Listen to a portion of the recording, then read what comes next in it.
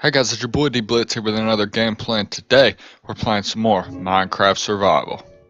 And I did a little bit of stuff off camera, and it's getting night as I speak. But I found a little bit of pumpkins, so I'm going to make some pumpkin seeds and we'll start planting some pumpkins right here. And before we do anything, I think it's about time that we harvest our crops, but we will do that in the morning. Alrighty, now that it is morning, we're going to go ahead and start harvesting some crops. And normally, I wait till every single crop is at its absolute biggest peak.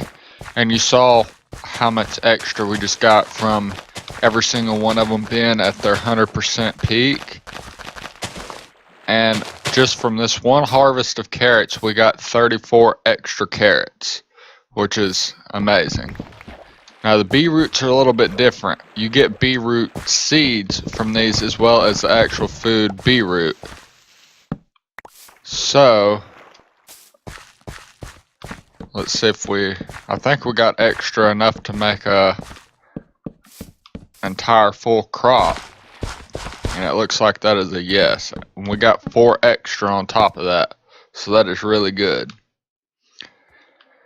And I also have these assortment of goodies in here because I think we're going to try to cure our little friend now since we have everything we need, and I can show you guys how to do that. I'm not going to go too in depth with potions in this episode. I'm just going to show you basically what you need and what you have to do in order to cure a zombie villager. And probably in the future I might build a little bit of a village somewhere close, but since I have a village right there and right over there, I don't really necessarily see a huge reason to make a village. I might keep a villager or two around here so that way I don't have to go everywhere to trade. And I'll go ahead and get the pumpkins. Let's see, where'd I put them? Here they are.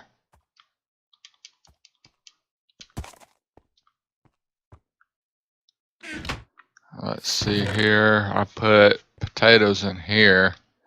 I'll take those. My storage is so unorganized, it's not even funny. But I think my next priority is going to end up being making a mass storage area.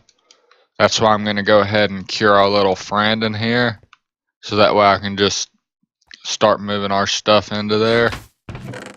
Because this is just, it bothers me that everything is all over the place like it is.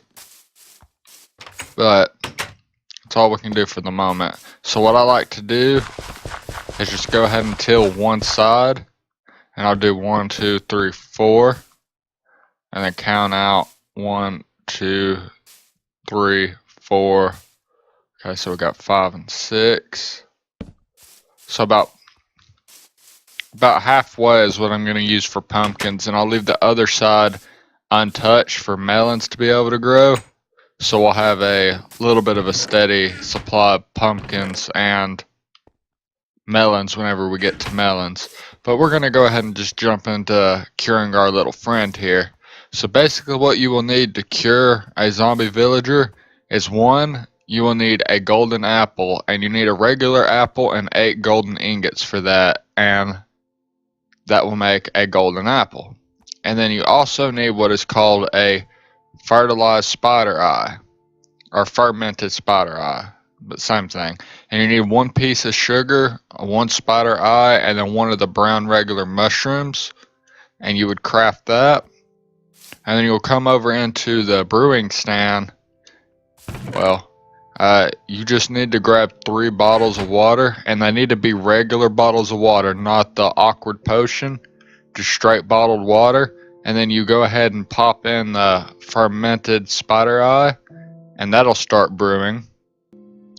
And once that is done, it will give you the potion of weakness.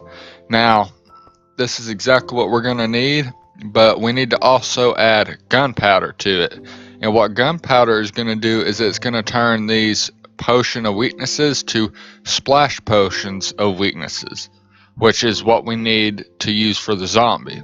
Because at this point, all we can do is drink it ourselves, and we don't want that. So once that is done, it will turn it into splash potions. And it's 1 splash potion and 1 golden apple per zombie villager. But let's go ahead, break this dirt, come in here with our little friend. And you want to throw it at him, and then right as you do that, it'll show the sign cure, and you'll hear a little sizzle sound. And basically that's all you need to be able to cure them. And now you just give them a little bit of time, and they will start curing. They'll kind of shake a little bit too, but just give him a little time and he'll end up turning into a regular villager. And you see the little red squiggle particles coming off of them. That's another sign. And you may get hit with a potion of weakness, but you should be fine. It don't last too long. But here in a future episode, I'll go over more about potions. But that pretty much covers it as far as curing of a zombie villager. Alrighty, and I think what I'm gonna do, now you can see that our little villager friend is now cured. Let's go ahead and move this away from him. And he is now a cleric. And we got a rotten flesh, 1 for that. Now I may keep this guy around, and the only way to keep these villagers locked in their trades is by trading them to level 2 of what they are doing. And he's starting to go down a little bit, but I'm gonna see if I have anything that I can trade him with, because I want a good source of lapis for in the future. Let me see, I've got some emeralds. Let's see if I got any I got 1 piece right here. I know I got more rotten flesh somewhere. There we go. Alright, so I got 13 pieces. Alrighty. Oh, that was a good trade up. I don't like this trade at all, but aha, it won't let me trade that with him anymore. And after you trade him, and when he's wanting to trade, you'll see he'll hold an emerald up, indicating that he wants to trade with you. But I need to get more rotten flesh, which I do not have right now. But I've invested a lot of my emeralds into him. And I got a little bit of redstone as a payoff, so I guess that's not too bad. And that is definitely not the best trade that you can get for rotten flesh. I've seen them lower than this. I think 32 is more towards the high end of them, but having a rotten flesh trade isn't the worst. And 1 emerald for 1 blue lapis, it's not the worst. And if I'm in dire need of some blue lapis and I have a lot of emeralds, that's always a good payoff. I could have swore I had more rotten flesh, but I guess I don't. But now it'll take a little bit of time, but I think their trades will recycle after the next day. Well, as I was sitting here, I went ahead and put some dirt blocks right here so the villager couldn't walk out. And as it's getting night, he decides to walk out here and take my bed. Funny little guy, but that's okay with me. I'll just make a new bed. And I'll actually make it a different color than white. He can have the white bed. And I have flowers somewhere right here. So what I'm going to do is make 1, 2, 3, 1, 2, 3, and then it'll give me a blue bed. And I'll go ahead and make myself a new spawn. But I'll put my bed on the inside of here. And that will give me my bed. Alright, my respawn point has been set. And our little villager friend is going crazy. But what I'm going to do is, just for safety as of right now, until I can get a point to where I can put him somewhere where he doesn't wander off and get himself killed. I'm gonna block off all the gates so he can't wander out. Cause I mean, I don't think off the top of my head that they can open these, but considering they can open doors, I'd assume that they can just open gates. So you're going a little crazy. There we go. But I think I'm also going to make a little pen for Sally, and if we get any extra friends for her. And I think I may put it about right here, right next to the chicken coop. And I'm going to make it pretty decently big, so that way they have plenty of room to roam around. I'll put the entrance right here. Light it up pretty decently. Alrighty. Now that that's done, I see the chickens, and I also found 2 other chickens that were right there, and I lured them over here and breeded one couple of them, and it seems like they're doing pretty good. We got 4 adult chickens now, and I want to be able to get these eggs, but I don't want to risk them running out. I don't have any seeds. And on top of that, you can also throw little eggs in here, so that'll help boost the amount of chickens that we can have. And I went ahead and dyed one sheep blue, so I got every color of wool at the moment. I need light blue and orange, but I can find those in the future. I'm not too concerned about that at the moment.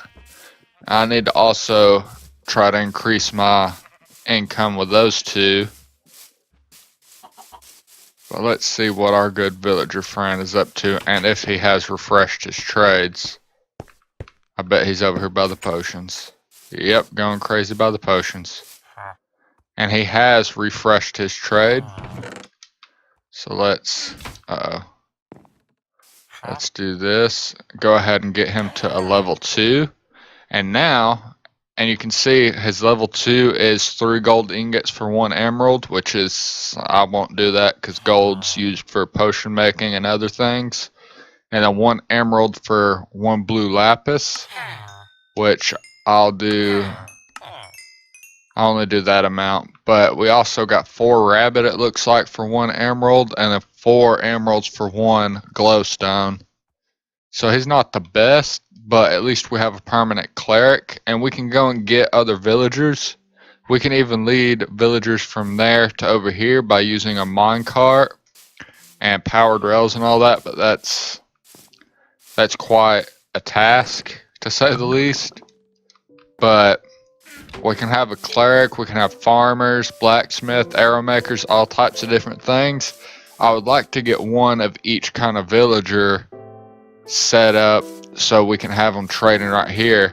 But I might build like a little village back here or on top of the mountain and completely secure them, so that way they're completely safe and we can trade with them at any point. So that'll be probably something I'll do here in the next few episodes and get that set up. But what I'm thinking I need to do now is, now that we got this guy taken care of, we can go ahead and start working on the house again.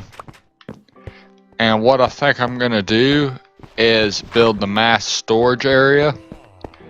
And I've been giving it some thought, and we could either build a completely separate building somewhere over here or like over there or something and store everything, or we could just build, like, just cut off right here and have a storage room. Or, and I think I'm going to go with this, we can build a storage room underground under this house. And I believe I'm going to go with that method just because it sounds kind of cool. And it'll give us more room in the actual house itself. So what I'm going to do is figure out where I'm going to build it, and I'll get back to you guys. Alrighty guys, I'm back, and I've kind of got a good idea of where I'm going to end up putting my massive storage area. And I've kind of decided to put it right here, right underneath my staircase going up to the next floor. So this is kind of like a basement. I've just got a rough draft of it right now. I haven't done anything to it, but I put a bunch of wooden stairs to give it kind of a wooden touch to it. And this is about as far down as I have gone with it. But I'm going to end up clearing out this whole area and then putting all my storage area right here as long as there's no caves.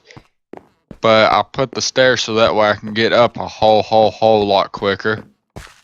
But I think that's going to be my next big project, is doing my massive storage area so that way I can just move all this stuff. And let's see how our cleric's doing right here. Yeah, he's still doing alright. But I think that may be it for this episode, guys. I know it was a little bit of a short episode, but I think I'm going to end this episode here and pick up on the massive storage area, because I know it's going to take quite a bit of time to do that stuff. But thank you guys for watching, and if you're new to my channel, please subscribe, and if you like these videos, just hit that like button, and I will see you guys in the next episode. Thanks for watching.